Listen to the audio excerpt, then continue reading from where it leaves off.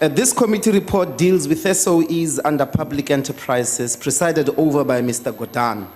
The reality is that the committee does not challenge the philosophical direction Mr. Gordhan wants to take in relation to these SOEs, that is, subject them largely to privatization.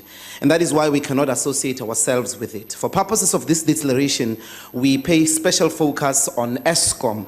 Firstly, Mr. Gordhan released the restructuring and recovery plan for ESCOM today. This is before he even appoints a credible and competent leadership over ESCOM, meaning he is imposing a plan on the ESCOM leadership. He's essentially telling us that he's going to run ESCOM himself. Why then didn't he put his CV in the mix? In his paper on the recovery plan, Mr. Gordhan says ESCOM is too big to manage. I'm quoting him verbatim. This is utter rubbish, which exposes him as the worst man for the job. No different to the current chairperson, CEO, and board called Jabu Mabuza. Because until 10 years ago, ESCOM was one of the world's best power utilities. But it was around 2008 when things started going down the south as evergreen coal contracts started to take toll on ESCOM and later complemented by IPPs that the problem started.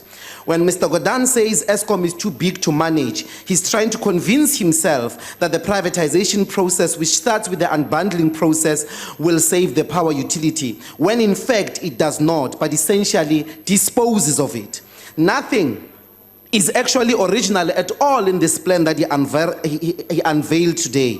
Mr. Gordhan outsourced his thinking to Investec because everything in that paper comes from the Investec one-page paper written in November last year.